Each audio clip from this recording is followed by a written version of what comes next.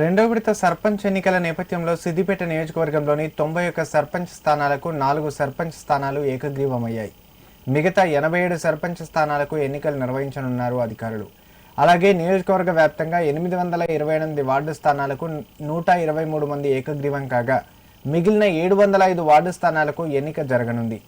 సిద్దిపేట నియోజకవర్గంలో 87 సర్పంచ్ స్థానాలకు 354 మంది అభ్యర్థులు బరిలో ఉన్నారు.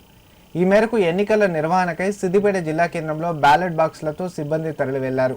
కాగా ఆదివారం ఉదయం 7 గంటల నుంచి మధ్యాహ్నం 1 గంట వరకు పోలింగ్ జరగనుంది.